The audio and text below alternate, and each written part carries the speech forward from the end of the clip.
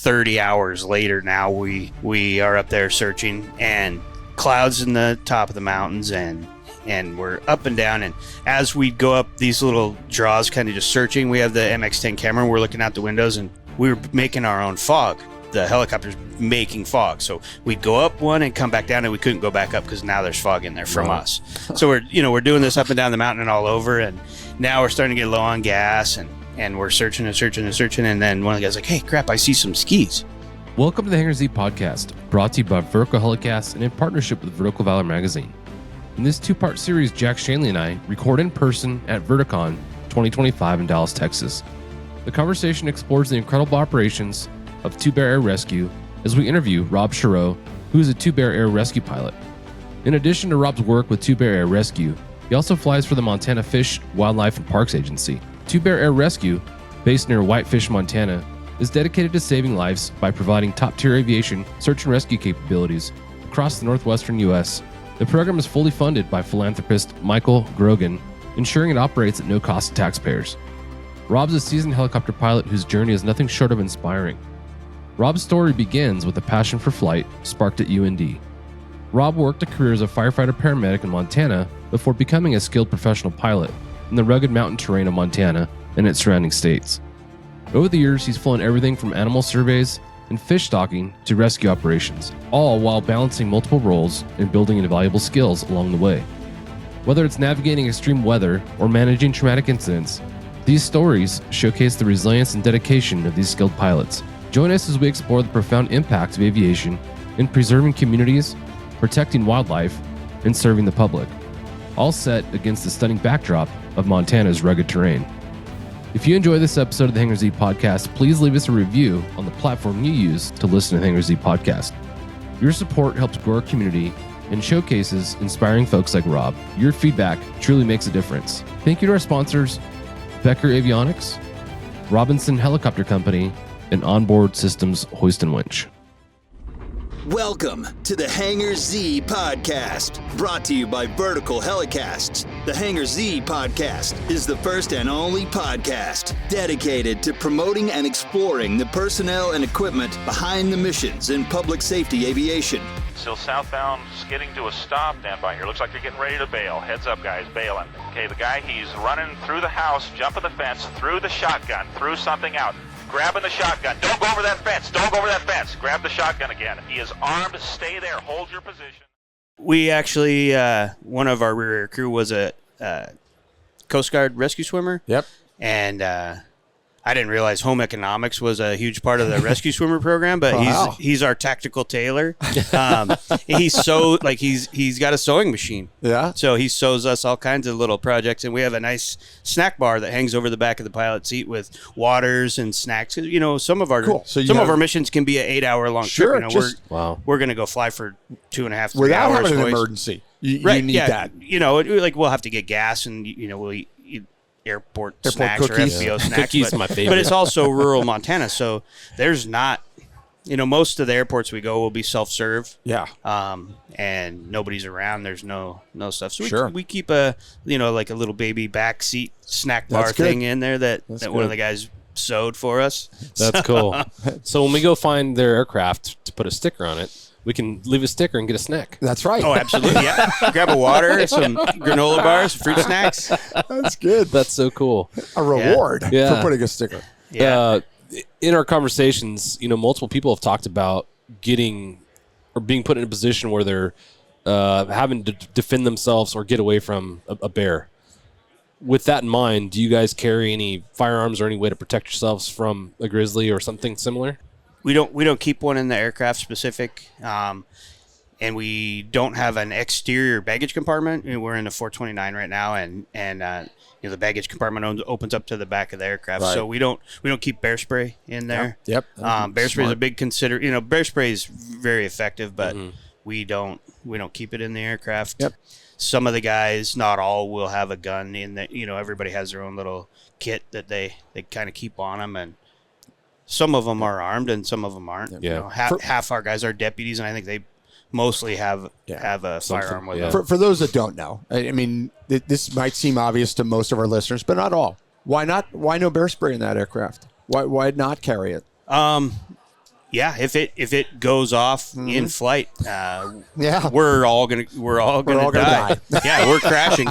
That's right, because bear spray also works really good on humans. Yeah. Oh yeah, no, it's fantastic. I mean, it's potent stuff. So yeah. I mean, there's people listening that probably going, well, why not? Why wouldn't you carry bear spray in grizzly country? Yeah, because if it leaks or goes off, and it can, and that could be a real problem. We didn't allow the little canisters of OC spray. We didn't allow those in our cockpit. Yeah, no, that's a big deal. Rear cargo hold, absolutely, but not in the cockpit, and for that same reason. Yeah, so very good. In our aircraft, we don't have a external cargo spot. Yeah. So luckily, there's not many grizzlies up in near where you're working. Yeah. I mean, oh my gosh, you get to see them quite a bit probably with your biology. With the biology job, definitely. Yeah, we go. You go hunt for them. I mean, once look for them. once a month. In the spring when they come out of their dens, we'll fly every couple weeks. Yeah. Because those surveys will be collared females. We'll track and find the collared female, see how many babies she came out of the den with. Oh yeah. 3 is pretty common. Come out with 3 cubs. Yep.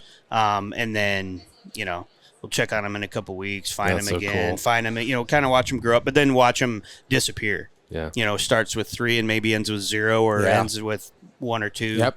Mother Nature's pretty brutal. Oh yeah. It's tough, and the biologists know where the dens are and that sort of thing. That they go, okay, fly me to this lat lawn, or is that pretty much how it works? And then they look for them. Well, we put radio collars on them, so telemetry. It'll be they send out a signal, and we fly around till we hear beeps, and then we narrow it down and fly around and track to locate the animals. Some of them have GPS collars. Okay. They all have a radio in it, but some are GPS. But the GPS, to make it last several years, it'll upload maybe every hour or just once a day. So we can't get a real time, hey, this is where that animal is. Yeah. So they'll look and they're like, hey, yesterday this bear was on this ridge. So it's going to be near there. And then we'll track the VHF collar. Gotcha. To locate them. It's like a LoJack. Yes, I was going to say LoJack for a bear. Exactly. Yeah, it's like LoJack. That's interesting. That's so cool. Yeah. No, so on the Vertical Road podcast, we interviewed a mechanic who, for whatever reason, was working on an aircraft and had a grizzly encounter, and he ended up crawling in the tail cone of the helicopter to hide from the bear until the bear went away. Like, think of how thin that skin is. Oh yeah, I mean, that's not no protection, right? Yeah. That's got to be freaky operating in those environments at times. But have you had a grizzly encounter in your life? I mean, at work or outside of work? I mean, you grew up in Montana. No, not personally. Okay. See them frequently, and then I go looking for them. Both with 2Bear and with the state, because the state doesn't have the technology or we don't do stuff at night.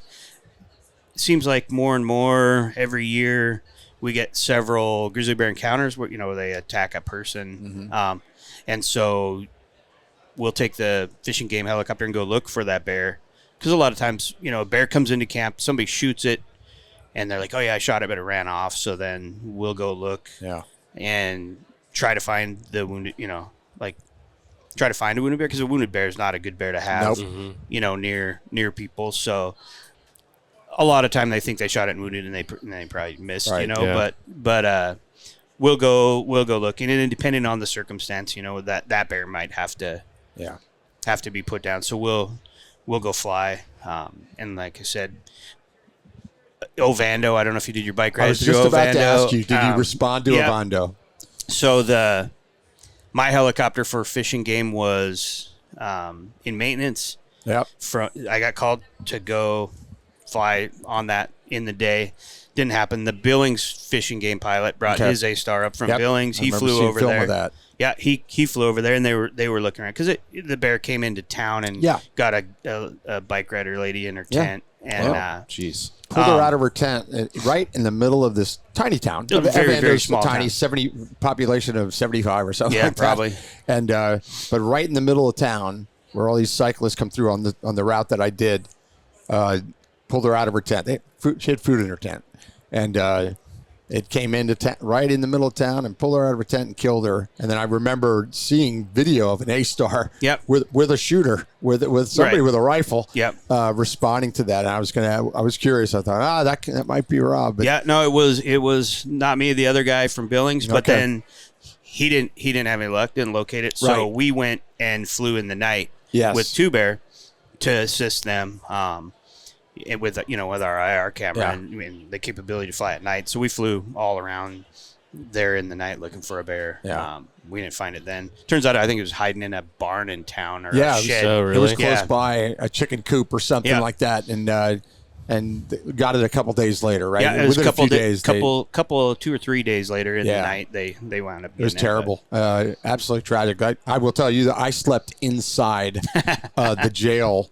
It's an old I've been jail. there before too. I know. That jail, it's really cool. I slept inside there. Her tent was right outside that building, and we were very concerned about grizzly bears. We were extremely careful about where our food was, extremely careful about bear spray and ringing a bell, and we didn't see one, but we saw the scat. Constantly, and it was steaming at times, and we were like, "Oh man, they're here." They're everywhere, but Ovando, that was chilling. That particular situation, and we went the year after that, and there was still that town was shaken by that event, and other towns that we were in. They'd say, "Hey, be careful with the food," Ovando. And we go, we're aware of that, but I remember being surprised at seeing an A-star on the news footage of that and going, "Wow. Those guys got there quick," and there's a guy with a rifle hanging out of that thing. They were serious. So what's the protocol for something like that as a state agency? Now we have since that kind of that event, we put a policy together. You have to have aerial platform course to use a long rifle, and not everybody's had that training and stuff. So we'll pick up guys, and when I fly them, because most of those guys they're game wardens, they're doing their outdoor thing, and they're great guys, and they've been to law enforcement school and stuff. But you get a little excited flying around a helicopter when that's not normal for you, and you're gonna get to go shoot a grizzly bear out of a helicopter or something. So, the plan is locate. If we can locate it, and then. They bring a shotgun and stuff. And I'm like, all right, bring a long rifle too. Like, no, I'll blast out with a shotgun out of the door. Bring a long gun and you don't get that close. You do from the helicopter. It's not a big deal, but bring a long gun, land, lay down, whatever you got to do, and take a couple deep breaths and do it if you got to do that. But we don't need to be blasting from the helicopter. Really, it's an option, but it's is not really get in the vicinity and get closer on foot and find take it, get care close, of it. and then deal with it. But do you guys do the same thing with Two Bear? Like, could you be requested to do that mission with Two Bear or no? Yeah. Okay. So do you guys have an airborne? We would have them get out and do, we're not going to be shooting from our aircraft with other people, not our guys. But it's that mission set requires a lot of training. There's obviously a lot of things that can go wrong, including hitting your own aircraft as you're shooting. But it's something that I like to talk about. Our agency did it, and I really enjoyed it. I think it was one of the funnest things I've ever done. But it takes a lot of training to become proficient and stay proficient. And you guys had a program that's been around for a long time. But we found, you talk about going to pick someone up who maybe is a game warden and isn't used to being in a helicopter, and now you're asking them to go shoot from a helicopter. We found from our own experience and our own agency that we wanted to train our TFOs to be the shooters because they're used to seeing things from an aerial perspective. They're used to being in a helicopter. So that part of it isn't exciting to them. Right. Like that's their normal operating environment, so it's not a big deal. Whereas a few times early on in the program, we picked up some SWAT operators, and the ones we picked up talked to us about it and like, hey, we could have done this, but we're not used to seeing things from that perspective. And over one particular mission, a search warrant we were on, they had a hard time picking the suspect up that was in the middle of a backyard. And I don't think that's uncommon when you think about what we're asking them to do. So I think anytime we can train our own people that are used to operating in that environment to be the shooter, I think is great. I think it's an advantage for us. What's your perspective? You guys use SWAT guys all the time. We did the opposite, but I appreciate what you just said, because we'd take cops up on ride-alongs. We'd say, hey, where do you live? I live over here. They couldn't find their own house. Right. I mean, from the air. And they're, experienced people. And so that's exactly what we're talking about here. The TFO's looking down and saying, okay, he's right there. He's in the middle of that backyard. And your shooter's going, huh? Where? Mm-hmm. Which backyard? And it's obvious to you because that's what you do for a living. You're looking down from 1,000 feet or 500 feet or whatever you're at and seeing that. So there's something to be said for that. No doubt about it. But if you decide to use SWAT shooters or wildlife game warden shooters, they need to be experienced. They need to be trained. They need to be experienced. They need to get exposed to it as much as possible. And that's part of it, saying, where you say, okay, I've got the elk running here. And your shooter might go, I don't know where you're looking. Mm-hmm. I would imagine that's maybe even happened to you. I mean, it's normal. It's normal because like you said, John, they're not up there every day flying at the controls or TFOing where they're getting that perspective. And it takes some adjusting for all of us. We were all there. Yeah. We were all there. Yeah. So it's a good point, but the training is the key. Yeah. And like I said, it's something that we're capable of doing, but it's we're not. Yeah. That agency is so cool. The stuff you guys do there, I'd imagine it's a blast working there. I want to go back to your firefighting career. You talked about the extreme colds. I'm so curious how you combat the cold weather environment while you're fighting a structure fire. I see all these pictures of firemen in Chicago, and all their hose lines are frozen solid. So how do you deal with that? Thank you to our sponsor, Becker Avionics. Becker Avionics, new 3D spatial audio will mitigate possible confusion in the cockpit by repeating the last 90 seconds of incoming messages broadcast over any two channels. Check out the new AMU 6500 at www.beckerusa.com. Light a house on fire, stay warm, stand by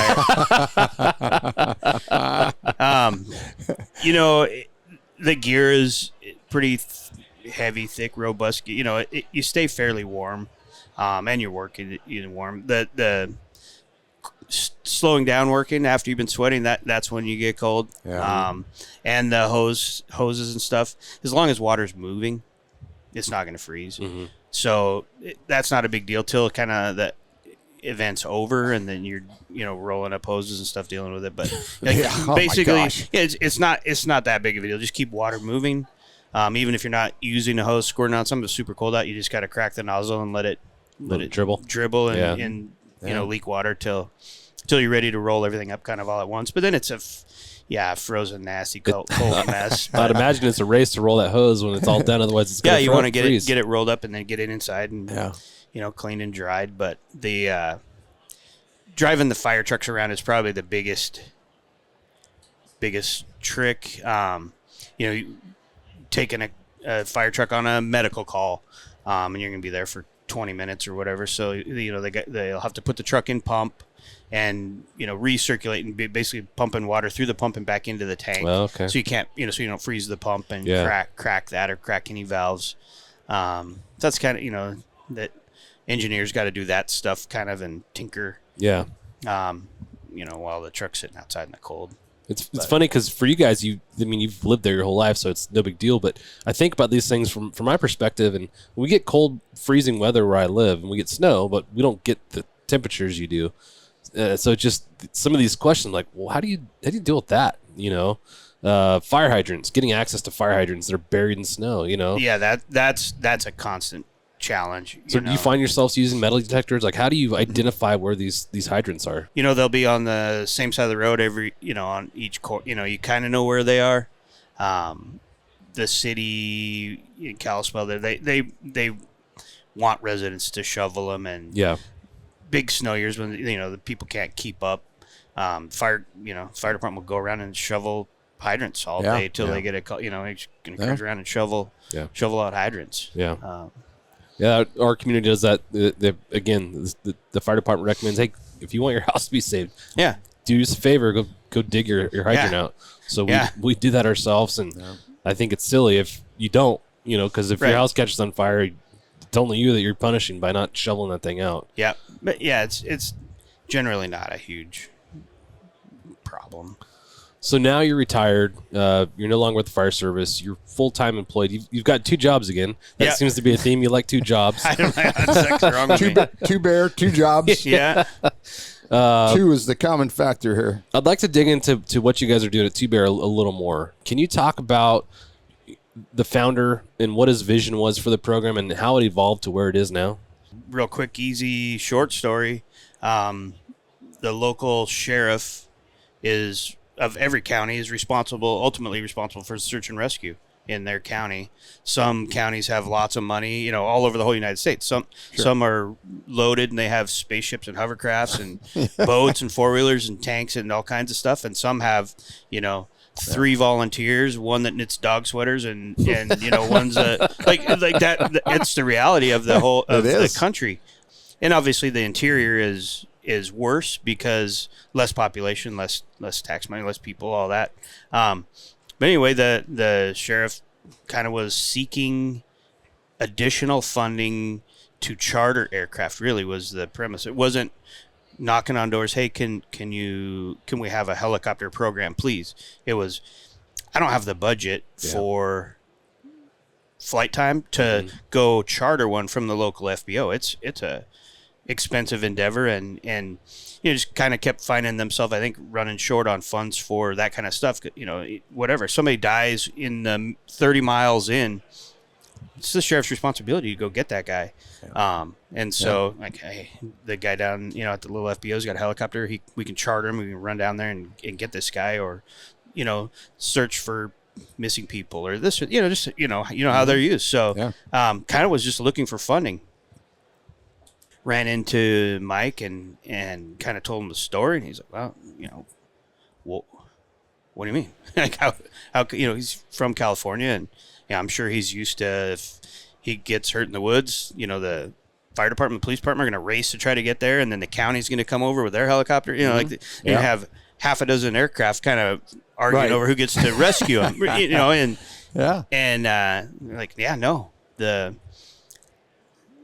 All those kind of mountain states in the middle, there is not much for an alternative for any of that kind of stuff. Right. You'd have to call the National Guard. The guys closest to us in Great Falls, their primary mission is Minuteman missile site kind of security. Mm-hmm. So they'll have to get their permissions, and they'll do it, and they do a great job. But it usually takes some time before they mobilize and can go, if they can go. Mm-hmm. So pretty big delays and all that, and they explained all this to him, and he's like, well, I don't want to give you a few bucks, like let's make it happen. That's cool. This was before I was there, and so they evolved really slow. Had one pilot and some deputies that were volunteer, and it kind of built up. When I got hired, I was the 3rd pilot, going from 2 to 3, and then we had 1 paid rescue rear crew staff at the time that was paid, and the rest were volunteer or sheriff deputies, that were volunteering. And it's evolved. Now we're to the point, next couple weeks, we're going to hire our 6th rear crew guy. Uh-huh. That's a full-time staff of Two Bear Air Rescue. Dang. 3 pilots, 6 paid guys. So that's, divided by 3 shifts. There's enough guys there to man the aircraft. Still partnered with the sheriff's office, and the sheriff's providing currently 6 deputies that are on duty and assigned to the aircraft. So if we get a mission somewhere, they'll come in their patrol car to the hangar, get in, and we go. We don't always take, we're not taking 4 people all the time. In the winter, it's easier to do. It's colder. In the summer when it's hot, if we're going up high, we're going to probably leave one of the 4 behind. Mm-hmm. We're looking forward to a new aircraft purchase. We should be getting this winter. A little more power, and we'll be able to crew it with 4. So we'll have 2 of our own guys and a sheriff deputy, which will help with a little bit of law enforcement stuff, because we don't always have law enforcement personnel on board when we're doing a law enforcement call. Yeah. But we'll be able to do that. It'll be good, and we may grow a little more still, but now we're kind of self-sufficient, done with volunteers, and it's just a paid staff with the extra deputies. So it works pretty good. That's cool. What aircraft's that going to be? The H-145. 145. Yep, the new D3. Wow. Yeah. Nice. Yep. So yeah, we're pretty unique in the sense that it's all funded by one guy, and wow, and he believes in it. He went to EMT school and got the rear air crew training, and he was part of the crew for many years.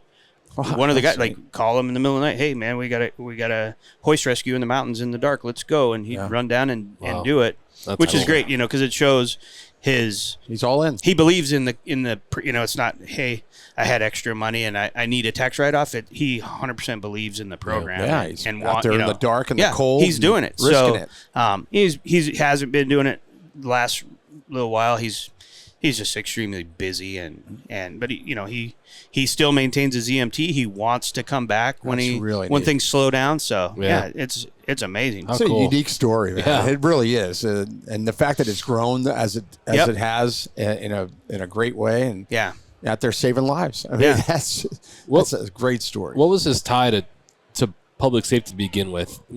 To get to where he was approached to say, hey, could you help us here?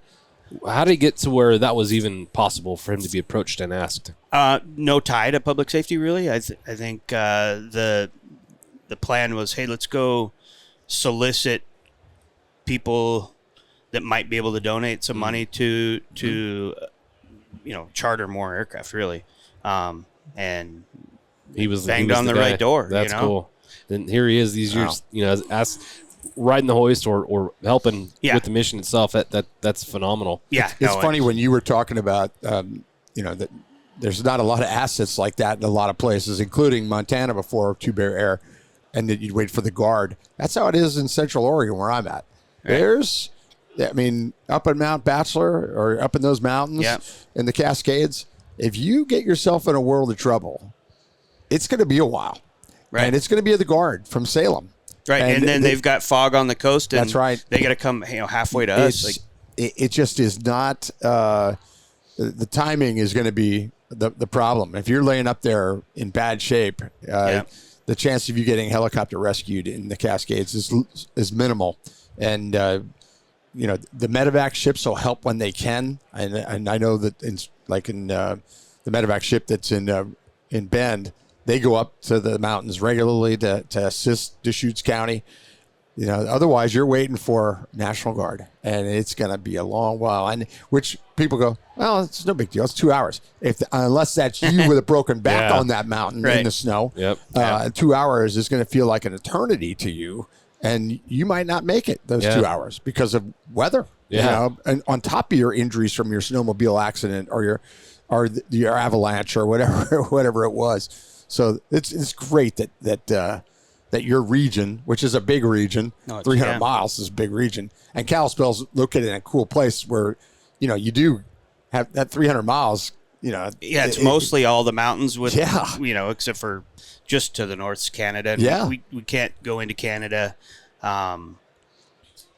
We've been approached a few times, and this last summer, one of the helicopter uppers up there was trying to figure out a way, and we're happy to go, and basically lifted it with, if you can get the government to rubber stamp this green light, make it happen, we're on board. Right. But kind of you have to deal with it. And the ITAR stuff with we can't bring goggles across the border, and the IMU and the MX-10 I don't think can cross the border. There's interesting. There's just weird governmental things. You wouldn't think about that. You're like, we can't take our goggles in and the cam, and there may be other things that are ITAR regulated. Right. So we keep it in. It's right there. I mean, 60 miles away. Yeah. Wow.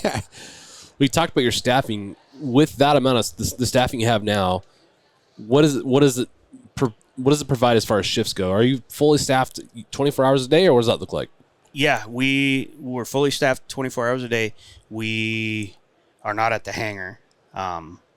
The pilots do a different schedule than the rear crew, but both kind of loosely based off of 3 shifts. So we have 3 pilots, and we're busier in the summer. So we work 4 days on, 8 days off, and that's 4 24-hour shifts back to back, which is a lot, and also great because that turns into, well, guess what? You worked 4, now you get 8 off. So and the kind of beauty of it is operating public use. We don't have to follow the work rest stuff. We do have a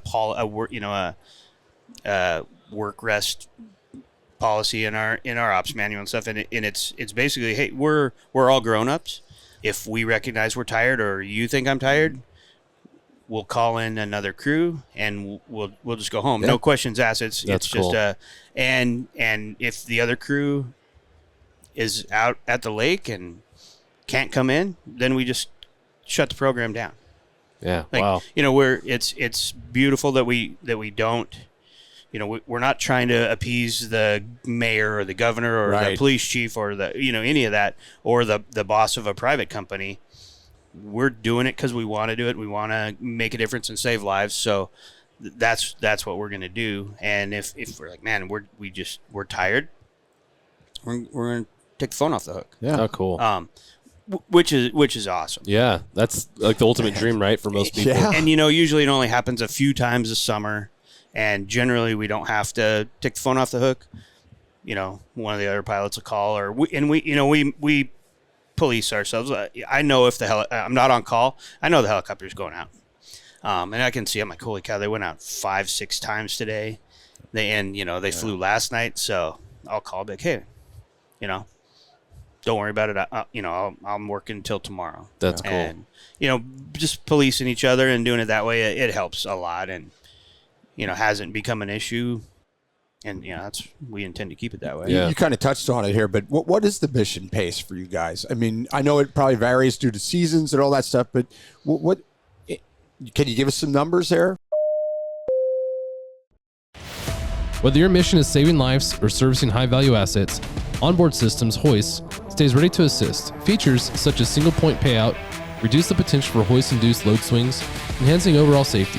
For more information, go to hoist-winch.onboardsystems.com.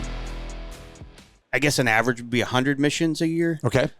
We've had, like last year we were in the 80s, or 2 years ago we were in the 80s, and then we were like 111 or 15. Yeah. Like it goes up and down. It's hard to judge, but a good average over the last while has been around 100 a year. Okay. More summer than winter? Way more summer than winter, but the population of the state... More tourists. Quite, if the state has just over 1 million people in it, Glacier Park alone sees 3 or 4 million in 3 months in the summer. So, there's just more opportunity, more people when everybody comes in the summer. Yeah. But we're busy in the summer.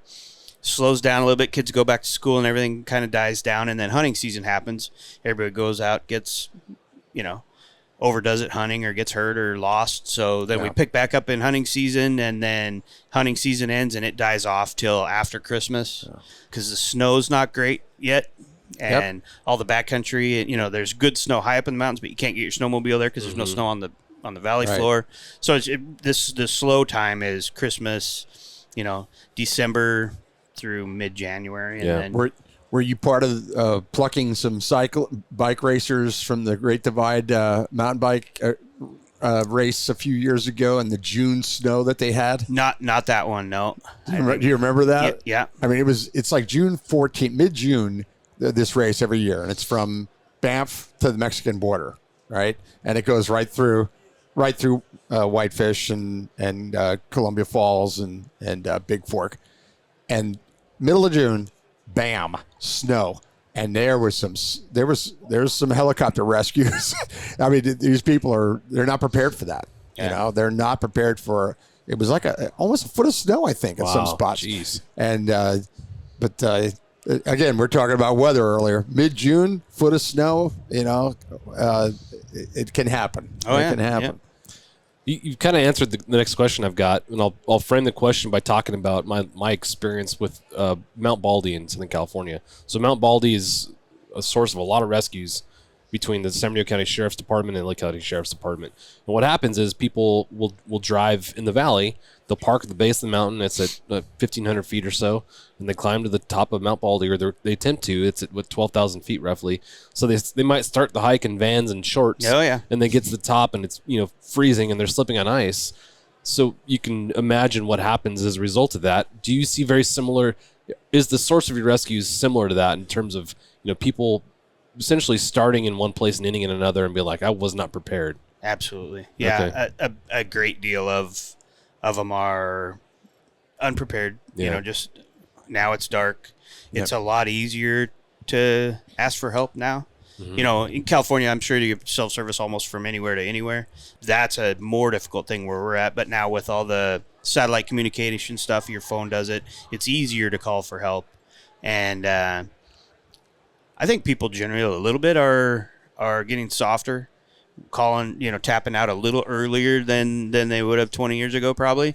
So we get a bit of that. And then, kind of more minor injury. Like we have some horrible traumatic hikers and climbers and stuff happen, but a lot of, knees and ankles and stuff, but just, it's my ankle, but I'm 30 miles back in the middle of nowhere. Yeah. I can understand that. Yeah. But lots of not prepared. Okay. And they might teach somewhere the key buzzwords, at the fire department, all these people that just wanted to go in for stuff. If you said chest pain, automatically going in. And now everybody that calls from the woods, you say, I think they're going into shock. That kind of triggers an automatic. They have to go. It's kind of like the criminals that we arrest, right? Yeah. They all know the words to say that they want to go to the hospital instead of jail. Absolutely. And they say, they're like, I'm forced now to do this. Yeah, we're happy to do it. But, there is a component of that that's interesting. That didn't need it, and for the folks that do get rescued, as far as I understand, there's no cost to the rescued person, or is there a cost associated with the rescue that you guys perform? Zero. Okay. Actually, you get a trophy. We send you a little letter and say, we're happy to have saved you. It's provided by Mr. Goguen, and here's a hoist coin. Wow. Challenge coin. Wow. So you win a prize. Yeah, I'm gonna go get tired in the woods up there. You get a prize. It's the big one. I'm feeling it. I'm gonna call you, Rob. I'm kind of hungry. Can you come pick me up? Yeah. My chest hurts a little bit. But it's 100% funded. That's incredible. Yeah. That's incredible. Yeah. No, like, hey, could you chip in for gas money? Nothing. It's 100%. Wow. The fact that your founder is willing to shell that money out of his own pocket is amazing. I don't know of many people that are willing to do something like that. Right. That's really cool. Yeah. Something I want to talk about now is kind of goes back to your early time as a flight medic. Going forward to Tube Air, you had an opportunity to I guess be a rescue specialist, if that's the right term for your agency. But I want to know how that experience helped shape your time as a pilot now. You've got somebody on the hoist. You understand what it's like to be on that hoist because you've done it, right? Yep. Can you talk about how that experience shaped your I guess, career as a pilot? I don't know that it did much. The helicopter working for the hospital early on, made me appreciate the value of medical resources remotely. And that was a great program. Still is a great program. It's actually their 50th anniversary this year of the alert program. And it was the first air ambulance in the United States. Charlie Szymanski will argue that Colorado Flight for Life was the first. So, but when they started, they were hospital to hospital and not scene calls. So alert was like the first one to go out and land in the woods. So that's cool. It's their 50th anniversary this year. Wow. Pretty special. Yeah. And it was started by goodwill also. The hospital didn't just say, hey, we're starting a helicopter program and we're going to buy all this stuff, the local logging community put together the funds and made it happen. Yeah. Since then it's evolved and the hospital runs it and it's a hospital program, but working with them, I really appreciated how remote things are and what kind of trouble you can get into there. And, if you don't get that help, you're in big trouble. Yeah. So that gave me an understanding of it. And, we were in a Long Ranger and then a 407. And there's a lot of times they'd be like, okay, we were able to get down here. We got the patient now. Rob, you're going to have to stay. We'll come back and get you because, we can't get out of here now. Yeah. It made me understand how that all works early on. And then getting hired at Two Bear, the original plan was to have me do both. So I started flying around a little bit, but going through all the rear aircrew training, made it through the training, and then they had a requirement of another 100 or a few hundred hoists that I had to do before I get turned loose and go out on my own. Then some illness happened in the program, and I had to go straight to flying. So I got the training, didn't go do it. I actually got hoisted in, rescued a couple hikers. I only did one rescue from the rear. Two. I guess I got dropped out. We were just training flight, and some old guys fishing tipped a boat over. We saw them, found them, and just landed on the gravel bar, got out and had the equipment, did CPR and did our thing. Yeah. But really, I didn't do it as a function, but learning what they're doing and going through made me realize, man, I don't want to admit it, but I think the hoist operator has probably the hardest job in the aircraft, really. That's something I haven't experienced, but I can imagine, especially when it's negative 20 degrees outside and you're standing on that open doorway. Yeah. But going back to the airborne use of force training, another benefit of having our TFOs and also our pilots participate in that airborne use of force training as a shooter is to understand as a pilot what position you're putting your shooter in and what that means to that shooter. Yeah. So I think the same thing applies on the search and rescue side. If you understand what that hoist rider is experiencing, then I would imagine it helps you understand and be a little more sympathetic to what it means. Yeah, the importance of keeping the floor nice and flat, and just how you're doing things and understanding kind of what they're going. You tell anybody else, I'm like, I'm flying a helicopter. There's 10,000 buttons and TVs everywhere and controls for all of your limbs and a microphone, and you're doing all this stuff. And the guy in the back has a up and down button. You're like, come on, that's good. Oh gee, or in or out, I guess is more appropriate. So, that's not hard, but it is hard. Oh yeah, absolutely. Yeah, the responsibility they have, and they're conning the aircraft, and I do think and it was new for me, and flying a helicopter wasn't as new, so it was different. It was harder because it was new and different, but I do think probably one of the most difficult positions to be in. Being the pilot and having to get close to this or that or do stuff can be a little more stressful, but the function of the hoist operator is a pretty important, difficult one. And I think every pilot should, if they could, do a little bit of that training and just understand what's going on. Because the more you understand about other jobs, especially within the same aircraft, boy, the more, the better you're going to be at your job. Yeah, that's just the way it is. The shooter is a good example. The hoist operator is a good example. The TFO, just understanding that we had pilots come into air support that were never TFOs. They went through a learning curve. I mean, a lot longer learning curve than a TFO that becomes a pilot. Why? Because the TFO's used to seeing certain things and feeling it and hearing it, and it was an easier transition. Same thing, just understanding that hoist a little bit probably really gives you a great perspective as a pilot. Yeah, definitely. It's time for your Heli Life giveaway buzzword. Listen up and remember this word because you'll need it to enter for a chance to win exclusive Heli Life gear. Ready? This episode's buzzword is firefighting. Visit contest.verticalhelicast.com to enter the buzzword. Going back to impactful incidents, when you think of your time at Two Bear, what's the most impactful incident that you've been a part of, the most maybe dramatic rescue that you've been a part of? Probably the one that comes to mind the most. We've done all kinds of, different things. And couple of years ago, we had a call for a father and daughter, a older teenage daughter, backcountry skiing out in the wilderness, and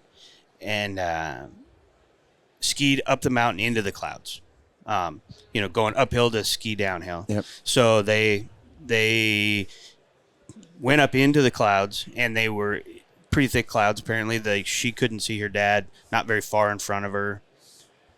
Heard something weird. Well, a cornice broke loose, and a little avalanche happened. Dad disappeared down the mountain, and she's in the clouds, can't see down, up, any which way.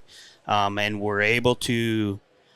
He made it down, was injured, says back, and kind of stuck in the avalanche, but was able to get himself out. And they were able to text each other. Cell service was just bad enough where it wasn't really working. Phone calls would drop. They were texting back and forth because he could yell, but they couldn't really hear. And so he's like, "Do not come down here," blah, blah, blah.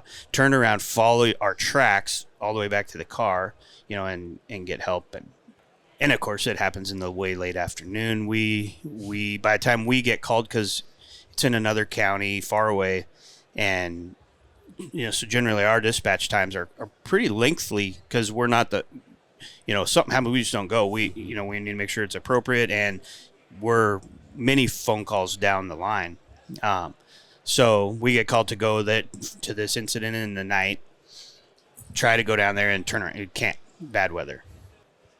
Come back, and then at the same time there's an avalanche in the same, like really close to our valley. Avalanche happens and kills a snowmobiler. And so then that snowmobiler, we all know he's a local guy, kind of a body man painter. He'd come polish our windows on our helicopter all the time when we'd scratch him, and and just a great guy, and everybody knows him. And now he's buried.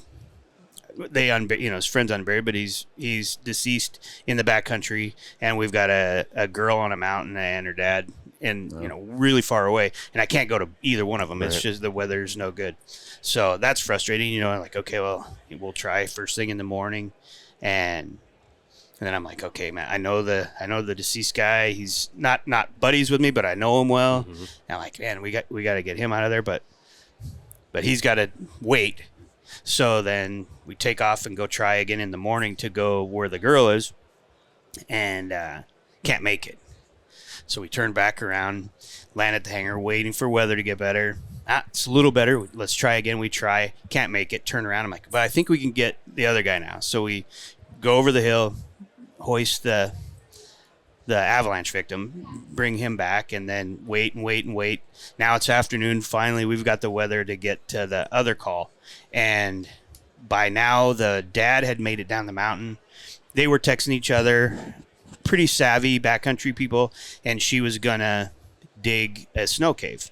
And like they knew that until her phone went dead. So last dad knew, he made his way out in the night. Last he knows, she's in a snow cave, but doesn't know where because she turned around. So they sent backcountry skiers up their tracks, and the wind blew the tracks over, snowed a little bit, so tracks disappeared. And they're gonna find her, and they can't. And so we finally make it there, and this is 30 hours later. Now we are up there searching, and clouds in the top of the mountains, and we're up and down, and as we go up these little draws, kind of just searching, we have the MX-10 camera, and we're looking out the windows, and we were making our own fog. The helicopter's making fog, so we'd go up one and come back down, and we couldn't go back up because now there's fog in there from us. So we're doing this up and down the mountain and all over, and now we're starting to get low on gas, and we're searching, and then one of the guys like, hey, crap, I see some skis. So we find some skis, and then we're looking, can't see anything, root around, find kind of a little snow cave thing, nobody in it, and we root around, and then we end up getting just super low and following tracks in the snow, follow them around into the woods, and then finally pick her up on the IR camera, and she's so hypothermic now, she's already taken her clothes off. Because you get and so we're like, oh yeah, she's in trouble. And we're like, okay, well, we've got her. We are way needing gas. Like we got to hurry. Yeah. So, and we zoom in there and put our guy on the ground, and we're like, man, we don't want to blow her too bad. So we put him, honestly, probably too far away.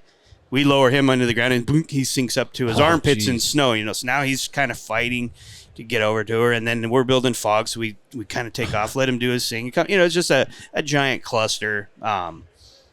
But then, whatever, we got her, brought her back into town, couldn't take her to the hospital. We didn't have gas to get to where the hospital would be. Okay. So we had an ambulance waiting. She and her dad actually was down in the town, and he was actually a physician. So that worked out good. We gave her to the ambulance and her dad, and then bit our fingernails all the way back to across the mountains to the nearest, gas. Wow. So, it wasn't like super awesome and on the edge of a cliff with one hand, it wasn't. I was just thinking that's super awesome. I don't know about it. Well, if you watched video of it, it was other than all the stuff going on, all the factors, it was fairly benign. It wasn't on the edge of a cliff, and we do cliff stuff and everything too. But that one just sticks out. No, that's cool. There's so many layers to that. Yeah, it's like, holy crap, that was a day. Thank you to our sponsor, Robinson Helicopter Company, the choice for unrivaled safety and reliability, so you can accomplish any mission with confidence. For more than half a century, Robinson has been at the forefront of the helicopter industry. From the R-22 to the R-66 turbine, Robinson makes helicopters accessible so more people can accomplish more missions. Climb higher. For additional information, visit www.robinsonheli.com. I think of all the decision making that's going on your behalf as a pilot. Like, I think to me that's the one thing that makes a good pilot is someone who makes good decisions and thinks about all these different factors. And you've got so much to consider, between the injuries or potential injuries of the daughter, the weather, the fuel load, the terrain, like all these different things that you're having to sort through to manage, in these decision making processes. The body of an acquaintance. of a friend. Involved in that involves emotion. There's a lot of layers to that story. Yeah, it was like, man, that was a big day. The fact that your aircraft is creating weather that's hazardous is interesting. Right. Yeah. No, that's... I've never even heard of that. It happens. That's really the temperature dew point when they're right on top of each other almost, and then you come in there and you're blasting hot air out of your engines and mixing it up with the rotors. You can make fog. Wow. And only do never came across that. That's really interesting. Half a dozen times, that I can remember where it's happened, but it can happen, and I've seen it, and man, it's actually that same incident, one of our guys that's here with us, so I put him down to package the fatality from the avalanche, making fog there too on that one. Yeah. And like, okay, hurry up. And then we fly away so we don't make more fog, and came back around, and I was like, I'm not sure that we're going to get him. So that was kind of an event for us where we're like, hey, we have all this cool stuff, and we're, we think we're pretty and we're great and everything. And I'm like, what if we couldn't have got him? Yeah. Like, he had warm clothes on and everything, but I'm like, hey, did you have fire starting stuff and this and that and in your pockets? Because it was really close weather. I wasn't going to get you. And, you're not going to walk out of there in armpit deep snow, post-rolling out. So we're like, so now we go down and we come off the hook. Everybody's got to have an inReach. So if I can't get you, I'm like, hey, sorry, bro. Can I have your truck if you don't make it? Or, we'll be back in an hour, or we needed gas, or we broke down, or, whatever happened. And then fire starting stuff, like a little bit of stuff that we weren't always carrying since that day, we do now. Yeah, that's really interesting. Yeah, the fact that you've learned from that, the program's continuing to evolve and get better as you guys learn from these things is pretty awesome.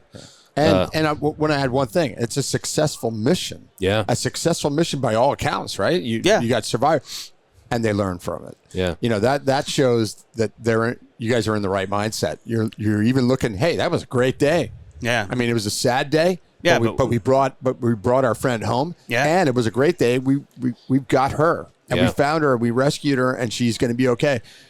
That's a great day, and yet you still debriefed it and said, "Whoa, what if armpit snow? We had to leave you. You could be part of the the disaster. Could be a horrible thing." Yeah. And you learn from that. I love that you guys looked at that way. Yeah, and we our reporting system, like, we document each call. We don't have to send out a bill, and our reports aren't as probably horrible as a lot of people's have to be. Yeah. But we just document what happened and what we did, and then we have a spot for our internal communication where we're like, okay, what did we go to do? What actually happened? I just kind of type it out simple. What happened, and then plan. And what we did, because we think we're going to do this, and we do something completely different, and then the good and the bad every time. Yeah. So always something kind of a forced debrief. Wasn't bad, but could have been better. And so I'm like, hey, communication sucks. That always sucks. So if nothing else, I put poor communications or incorrect information or bad coordinates, whatever it is, and then we have cameras all over the dang thing. There's a cabin camera and the MX-10 and a hoist camera and all this stuff. So we record every mission, and we review them, the whole, the video of every mission and the reports and what happened. So we try to. It's like ultimate debrief. Try to grow from it. Yeah, that's great. Really cool. As you're talking about that incident, you're talking about the dad and having to leave. I was thinking about myself as a father and putting myself in his shoes. I can't imagine having to, tell your daughter not to follow you and not knowing what's going to happen. And then the joy that comes from the reunification of him and his daughter, and the gratitude he must have for your program as a result of that. I mean, that's the kind of stuff that we all want to be a part of. And it's so cool that you guys experienced that. And for the founder of Two Bear to be responsible for things like that. It's incredible. That's got to be incredible. Just for that him. story alone. Yeah. Yeah. And I wasn't around, when it first started up. But he said, or somebody said he said, or somebody made it up. But basically his thing was, hey, if we save one person, it's all worth it. Wow. And now it's 10 years. Our 10 years was last year, and. Right, we're over 1,100 missions or something now. So 100 a year, but 1,100 people impacted anyway. Just lives saved. We made a whole lot of people's life way more convenient and less miserable. But there are a handful of actual life saves in there. That's so cool. It's all how you document it. Sure. They didn't die, and I brought them home, so I saved them. But a lot of them, if your knee's really sore and you're 50 miles in the backcountry, there's a good chance you're probably not. I didn't save your life. Yeah. I made it yours or somebody else's way more convenient. Yes. Yeah. Well, you're positively impacting the community that you're a part of, and not many people can say that, So it's really cool hearing about the program. I still have a million questions, and I feel like it's one of those things that you have to see, So come up. We'll have to find our ways to Montana and I know where Kalispell is. Do you? I can take you there. Okay. Well, come together. I'll see half the community that I grew up with that have moved there. There you go. But man, really cool hearing your story, not just with Two Bear, but also with the state agency and what you guys are doing there is really neat. Given all the things you've experienced, your aviation career is really interesting. Yeah. Starting with a kit helicopter and now essentially flying the world's most advanced twins, light medium twins, and soon going to the 145. You've got a lot of perspective to give to the next generation. What advice would you give to the new helicopter pilot who's like, I want to be a pilot, and I have this little kit over here? Young you. What advice do you give to that person? Go for it. Try everything. You don't know what you think you like. Yeah, I was confident, man. I'm going to be an airline pilot or this or that, and I still don't know. I'm old, I know I have 2 dream jobs, which is super fortunate. In my dreams, I don't have a job, so somehow I screwed that up. If I would have done a way better planning somewhere way earlier on, I'd be sitting on a beach drinking out of a coconut right now or whatever. But it's it's good. But anyways, back to the question, go for it essentially. Yeah. And try everything. Like I've never long lined. For the state will sling, poison to poison lakes for fish stuff or little boats or stuff. But no formal training, just a 15-foot cable and a belly hook, and I can see it in the mirror, and I can hold it steady enough to not get in trouble, but put a 150-foot line on there, and I'm gonna hurt somebody. But try everything, because everybody's like, oh, I want to do this. And so I have a buddy that started a little business, and he's gonna train people to long line. And so I'm like, hey, I've never flown a Robinson and I've never long lined, so I was gonna go get my little lesson from him. And this was last summer. Yeah, I know I don't want to do that. Not the Robinson part, but I'm a midget. I can't lean over. Like, I figured out in a minute that I'm too old and not bendy to want to do long line it's hard stuff. on your neck, huh? Oh yeah, just goggles and wearing a helmet is hard on your neck. Yeah. So I might have wanted to do that when I was younger, but you gotta experience a little bit of everything to kind of figure out what you think you want to do, and. There's no other way to find out than doing it. And it's not easy to just go, oh, I'm going to go fight fires, and then I'm going to go do power. You don't get to just do that. I was super fortunate to get the random experiences that I got. But I think what's cool is if you find that most people in industry that are successful like you find a way. If you want to do something, you find a way to make it happen. And you found a way to find 2 dream jobs, Yeah. Not many people get to do that. Now, some people are looking for 1 dream job, and you found 2. That's pretty awesome. Yeah. Well, it's been awesome talking to you. I'm really thankful you took time out of this event to come and talk to us. Before we close out, Jack, any last thoughts or This is fascinating. Yeah. Because it's outside the realm of the majority of helicopter pilots, period, but certainly outside the realm of our experience. Yeah. And really interesting. Really interesting. And your story of how you ended up there is great. And Two Bear Air, that just fascinates me. That it even exists is fascinating. And there's a lot of lives that have been saved and more to come. Yeah. So thanks for joining us, Rob. Yeah, that was thank you guys. Very interesting conversation. And definitely next time I come up to Big Fork to say hi to my buddy Adam, we'll get together in Kalispell. Absolutely, dude. It's right up the street. Yeah. Yeah. Yeah. Well, thank you again, and until next time, we'll catch you later. Okay. Cheers. Thanks for joining us for this episode of the Hangar Z Podcast.